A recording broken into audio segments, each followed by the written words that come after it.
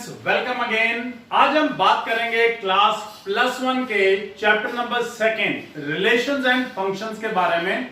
और इस relation and functions के अंदर जो सबसे इंपॉर्टेंट टॉपिक है that is domain and range of a function, क्योंकि इसके ऊपर आपके पास 4 मार्क्स तक का क्वेश्चन भी आता है, 2 मार्क्स के क्वेश्चंस भी इसके ऊपर आ सकते हैं।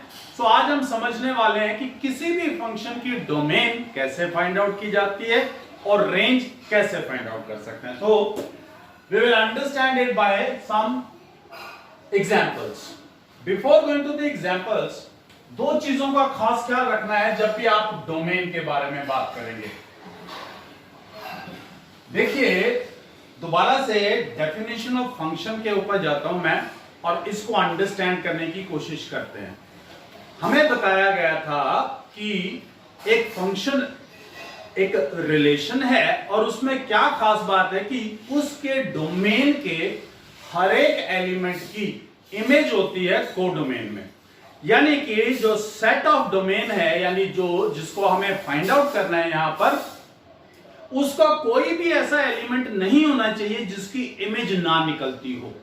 तो दूसरे शब्दों में इसको जरा सा ऑपोजिट करके अगर हम समझें तो हमारे पास एक सेट में कोई भी ऐसा एलिमेंट ना हो जिसकी इमेज ना निकलती हो। अगर कोई ऐसा एलिमेंट है तो उसको हटा के हम बाहर कर दें, तो जो बाकी एलिमेंट बचेंगे इसका मतलब उन सब की इमेज है। इसका मतलब वो सेट जिसके अंदर वो सारे एलिमेंट हैं डोमेन कहलाएगा। अब किन किन एलिमेंट्स की इमेज नहीं निकल पाती है मैं आपको बताता हूं कि अगर डिनोमिनेटर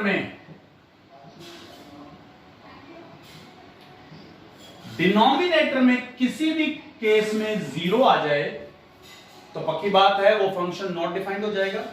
तो ऐसी वैल्यूज ऑफ x हटा दें हम जिनकी वजह से डिनोमिनेटर 0 बनता हो, उसको हटा दें।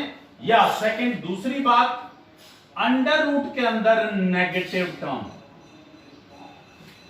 अगर अंडर रूट के अंदर नेगेटिव टर्म भी आए तो भी, यानी x की वो वैल्यू पुट करने से अगर अंडर रूट के अंदर कोई टर्म नेगेटिव बन जाए उसको हटा दें, तब भी हमारे पास क्या हो जाता है, उन वैल्यूज को हटा दें अगर हम पूरे रियल नंबर सेट में से, तो वो डोमेन बन जाता है। तो 2 चीजें आपको स्पेसिफिकली याद रखनी है कि x की वो वैल्यूज ना आए जिनसे डिनोमिनेटर 0 बनता हो और वो वैल्यूज ना आए x की जिनसे अंडर रूट में नेगेटिव टर्म बनती हो। बेसिक चीज। अब चलते हैं यहां पर डोमेन पहले की। अब उसने हमें पहले ही क्लियर कर दिया कि भाई x 6 नहीं है, यानी बाकी सभी एलिमेंट्स की इमेज निकल सकती है लेकिन x अगर 6 होगा तो उसकी इमेज नहीं निकल सकती। तो डोमेन हो गया पूरे रियल नंबर सेट में से आपने एलिमेंट 6 हटा दिया। अब यानी x की जगह पर हम 6 नहीं रख सकते। अगर x की जगह पर हम 6 नहीं रख सकते तो f of x in actual क्या है, यह है x plus 6 x minus 6 divided by x minus 6। ये कैंसल, f ऑफ x है आपके पास x प्लस 6। अब अगर मैं x को 6 नहीं रख सकता तो f ऑफ x कभी भी 12 नहीं आएगा, क्योंकि देखो अगर मैं 6 नहीं रखूंगा तो ये 12 नहीं बनेगा। सो range for this question will be, पूरे रियल नंबर सेट में से अगर मैं 12 हटा दूं so this is the range of this function. So domain और रेंज क्लियर है। अब मैं दूसरा केस लेने वाला हूं। ये मैंने केस लिया था जब डिनोमिनेटर 0 बन सकता हो, तो वो चीज हटा दी हमने। 6 से बन सकता था, हटा दिया, यानी फंक्शन तब तक डिफाइन नहीं होगा अगर यहां पे 6 आ गया तो वो हटा दिया हमने। सो मैं दूसरा केस ले रहा हूं आपके साथ, स्क्वायर रूट वाला। अगर आपको क्वेश्चन दे दिया कि फंक्शन है आपके पास 4 minus under root 4 minus x square, तो इसका मतलब मुझे चाहिए कि जो ये अंडर रूट के अंदर वैल्यू है it will not be negative. Negative नहीं चाहिए मुझे, तो क्या आ सकती है, for domain of y 4 minus x square is greater than equal to 0। Clear है बात? अब इसको मैं लिख सकता हूं 2 square minus x square, it has to be means 2 plus x into 2 minus x, product of two numbers is positive, greater than 0 का मतलब है पॉजिटिव। दो नंबर्स को मल्टीप्लाई करके आंसर पॉजिटिव आए, या तो दोनों नंबर पॉजिटिव या दोनों नंबर नेगेटिव हो तब भी आंसर पॉजिटिव आ सकता है। तो इसका मतलब या तो ये दोनों नंबर क्या हैं, पॉजिटिव हैं, या ये दोनों नंबर नेगेटिव है। So there will arise two cases, case 1 and case 2। या तो दोनों पॉजिटिव, 2 plus x greater than equal to 0, and यहां पे ध्यान रखना है कहां एंड है और कहां और है, and 2 minus x is also greater than 0, और इन दोनों के बीच में है और। या तो आपको चैप्टर नंबर 1 में हमने बात करी थी, और का मतलब था हमारे पास यूनियन और एंड का मतलब था इंटरसेक्शन, तो यहां पर भी वही कंसेप्ट रह जाता है। दूसरा केस और, यानी 2 प्लस एक्स लेस देन 0 यानी negative, and 2 minus x is also negative. अब यहां से आ गया x greater than equal to -2 and x is less than 2। भाई x -2 से बड़ा या उसके बराबर और 2 से छोटा और उसके बराबर, तो आपके पास सेट बन गया -2 से लेकर के 2 तक क्लोज्ड ब्रैकेट। यहां पे आ गया x less than -2 and x greater than 2, -2 से छोटा और 2 से बड़ा, विच इज नॉट पॉसिबल, ऐसा तो कोई नंबर होता ही नहीं, तो नॉट पॉसिबल। तो इसका मतलब डोमेन जो आ गई आपकी, डोमेन आ गई आपके पास -2 से लेके 2 तक। इसी क्वेश्चन को करने का आपके पास एक और मेथड है, सेकंड मेथड और बता रहा हूं। अभी तो मैंने कहा कि भाई ये नेगेटिव नहीं होना चाहिए, तो मैं अगर वो वैल्यूज निकाल लूं जिनके लिए ये नेगेटिव आता है और पूरे रियल नंबर में से उसको माइनस कर दें तब भी आपका आंसर आता है। देखिएगा, इसको मैं इसके साथ यानी सेकंड वे से आपको करके दिखा रहा हूं, इसी क्वेश्चन को, डोमेन को। फिर इसके बाद बात करेंगे इसी फंक्शन की रेंज के बारे में। For domain of y, for we'll find out those values of x, we will find those values of x for which function is not defined। अब वो कौन सी वैल्यूज हैं? वो वैल्यूज हैं कि अगर ये लेस देन 0 हो जाए, क्योंकि नेगेटिव होगा तभी डिफाइंड नहीं है, 0 पे तो डिफाइंड है, लेस देन 0। वही सेम इशू 2 माइनस एक्स और 2 plus x negative. Product of two numbers negative, यानी ऐसा लिख सकते हैं -5 इंटू 7 या +5 इंटू -7, तब भी नेगेटिव। यानी या तो पहले वाला नंबर नेगेटिव दूसरा पॉजिटिव, या पहले वाला पॉजिटिव और दूसरा negative. So there will arise two cases, case 1 और case 2। यहां पर और है और एंड आएगा यहां पर कि 2 माइनस एक्स पॉजिटिव ले लिया एंड 2 प्लस एक्स नेगेटिव लिया। यहां पर 2 माइनस एक्स नेगेटिव लिया एंड 2 प्लस एक्स यहां पर हमने पॉजिटिव लिया। सो यहां पर आ गया x less than 2 and x less than -2। -2 से छोटा या 2 से छोटा, तो इसका मतलब इन दोनों को कंबाइन करूं तो x less than -2, यानी -∞ से -2। यहां पर आ गया 2 less than x and x greater than -2। -2 से बड़ा या 2 से बड़ा, तो 2 से बड़ा आएगा, x greater than 2, मतलब 2 से लेके इंफिनिटी तक। ये वो वैल्यूज हैं जिनके लिए ये फंक्शन डिफाइंड नहीं है। मतलब देखिए, यह है -∞, यह है इंफिनिटी, -2 2। ये डिफाइंड नहीं है -∞ से -2 तक, और ये डिफाइंड नहीं है 2 से इंफिनिटी तक। तो बचा कौन?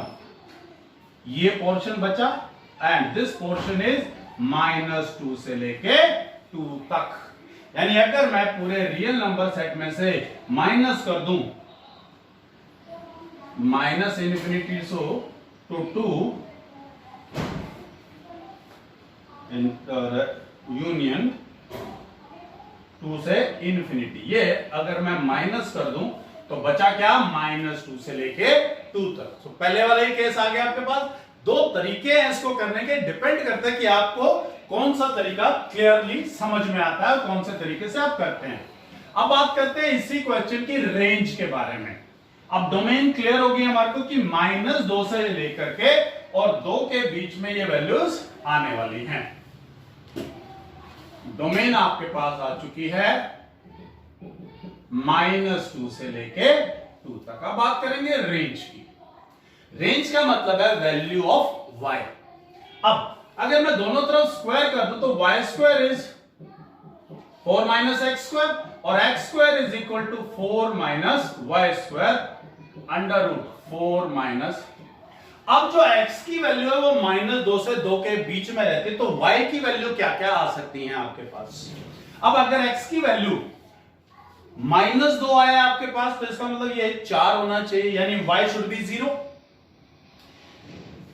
और y की वैल्यू जो मर्जी रखें, आंसर आपको मालूम है नेगेटिव नहीं आ सकता क्योंकि अंडर रूट के अंदर है। y की वैल्यूज रहेंगे सारी पॉजिटिव ही। सो जो रेंज बनी वो कहां से कहां तक? 0 से लेकर के 2 तक, क्योंकि जब आप यहां पे 2 रखेंगे तो ये 4 आएगा और आंसर -2 भी आ सकता है x का और 2 भी आ सकता है। और अगर यहां पे आप 2 रखते हैं तो ये 4 - 4 0, यानी x आएगा 0। अब इससे छोटी वैल्यू यानी नेगेटिव तो आ ही नहीं सकती आपके पास वैल्यू। यहां पर ये वैल्यू इसके अंदर नेगेटिव नहीं हो सकता किसी भी तरीके से। अब ये नेगेटिव नहीं हो सकता तो आंसर आपका क्या आएगा? 0 से स्टार्ट होगा, दैट इज पॉजिटिव वैल्यू और 2 तक जाएगा। तो एक दो एग्जांपल्स और लेते हैं आपके साथ, जैसे मॉडुलस फंक्शन के और ग्रेटेस्ट वैल्यू फंक्शन के और एग्जांपल्स लेकर के मैं आपको दिखाता हूं, उससे फिर आपको और क्लैरिटी आ जाएगी। जैसे f ऑफ x आपको गिवन है under the root 1 minus mod of x over 2 minus mod of x। मान लीजिए वो कहता है find out the domain and range of this function. अब पहली बात स्क्वायर रूट के अंदर है तो इसका मतलब ये जो है नेगेटिव नहीं होना चाहिए, जो हमने स्टार्टिंग के अंदर आपको बताया।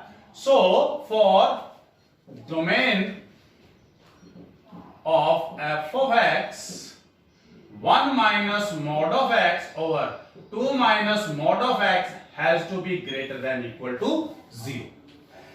अब डिवाइड कर रहे हैं, ये हमें मालूम है ये तो 0 हो ही नहीं सकता, नॉट एट एनी कॉस्ट। सो ये अब डिवाइड कर रहे हैं, या तो दोनों नंबर पॉजिटिव तो आंसर पॉजिटिव आएगा, या दोनों नंबर नेगेटिव तो भी आंसर पॉजिटिव आएगा। तो वही there will be 2 cases, case 1 and case 2। अब पहला केस क्या है? दोनों पॉजिटिव, ये भी और ये भी।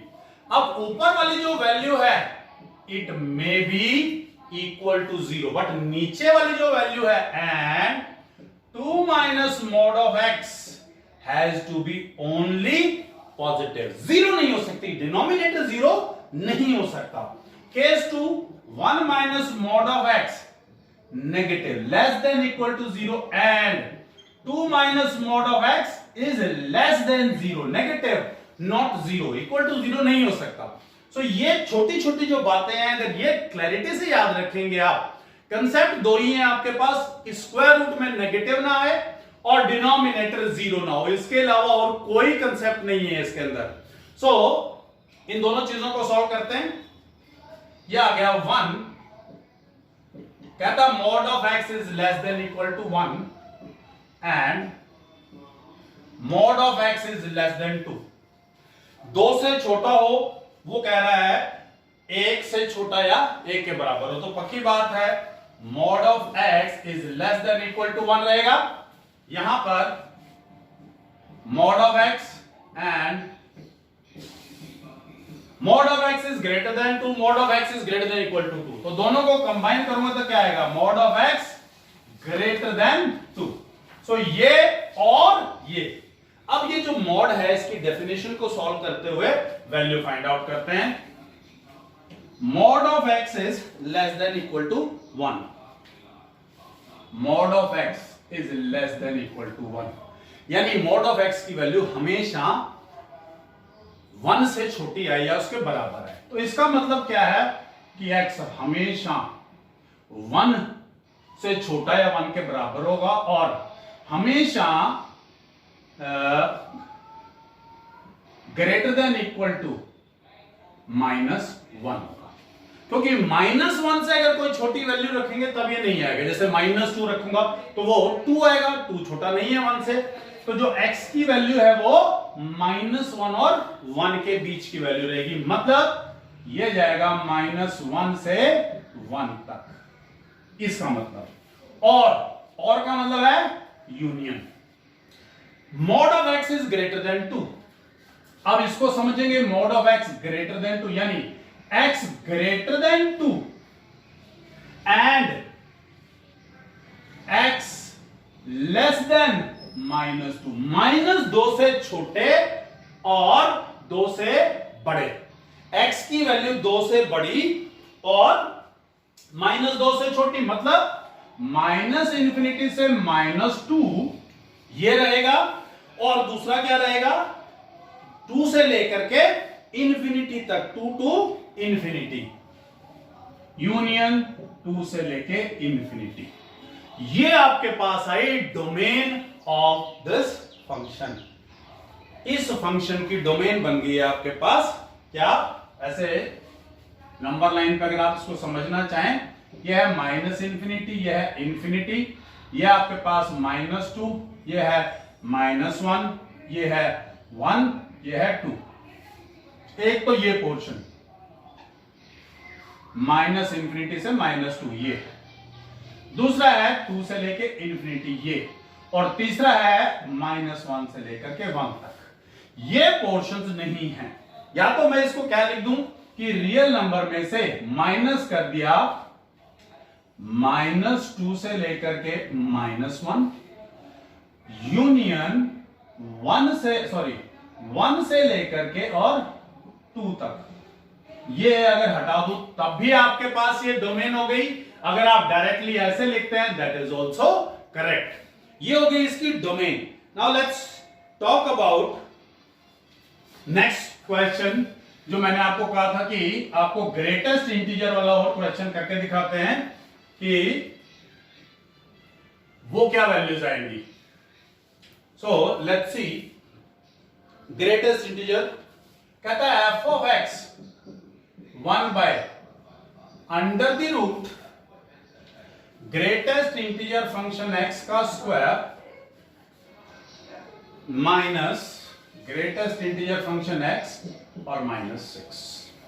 अब यहां पर दोनों केसेस आ गए, डिनोमिनेटर भी है और स्क्वायर रूट भी है, यानी ये वैल्यू 0 भी नहीं होनी चाहिए और नेगेटिव भी नहीं होनी चाहिए, यानी this value has to be positive always for the domain. So domain greatest integer function x square minus x minus 6 has to be positive. अब इसको फैक्टराइज कर सकते हैं, मल्टीप्लाई करके 6 सब्ट्रैक्ट करके 1, 3 and 2, so that has come as greatest integer function minus 3 greatest integer function plus 2 greatest integer function minus 6 is positive. That has come as x greatest integer function x minus 3 plus 2 greatest integer function x minus 3 is positive. Means greatest integer function x minus 3 into greatest integer function x plus 2 is positive. वही same बात, product of two numbers is positive. Either both of them are positive or both of them are negative. So two cases, case 1, case 2. यहां पे और अब दोनों positive लेते हैं. Greatest integer function -3 is positive and greatest integer function +2 is positive. यहां पे और greatest integer function x -3 is negative and greatest integer function +2 is negative. मतलब greatest integer function is greater than 3 and greatest integer function is greater than -2. तो उन दोनों को combine करेंगे तो आया greatest integer function is greater than 3. 3 से बड़ा ही लेंगे. यहां पर आ गया greatest integer function is less then 3 and greatest integer function is less than -2. तो यहां पर क्या लेंगे? Greatest integer function is less than -2. अब इन दोनों चीजों को कंबाइन करना है. अब हमारी डेफिनेशन काम आएगी यहां पर. अब ग्रेटेस्ट इंटीजर फंक्शन कहता है 3 से बड़ा, 3 से बड़ी वैल्यूज. अब 3 से बड़ी वैल्यू कहां से स्टार्ट होगी? क्योंकि अगर मैं 3.9 भी रखता हूं तब भी आंसर आता है 3. तो पहली वैल्यू स्टार्ट होगी 4 से, यानी x is greater than equal to 4. इस बात का मतलब यह है. और यहां पर अगर मैं 1.9 भी रखता हूं तो मेरा आंसर क्या आता है? -2. लेकिन वो कहता है उससे छोटा होना चाहिए, यानी इसका मतलब x जो है वो लेस देन क्या होगा? -2. x ग्रेटर देन 4 मतलब 4 से लेके infinity, less than -2 -infinity to -2. यहां पे ये ओपन ब्रैकेट है क्योंकि इक्वल टू का साइन नहीं, यहां पे ये क्लोज्ड ब्रैकेट है क्योंकि इक्वल टू का साइन है. तो डोमेन आ गई आपके पास -इंफिनिटी टू यूनियन 4 से लेके इंफिनिटी. सो ये हो गया आपके पास domain and range. If you still feel any kind of difficulty in domain and range, do comment me in the comment box. I'll make a video on those questions also. Otherwise, I'm sure that you'll be able to understand these questions. Thank you very much.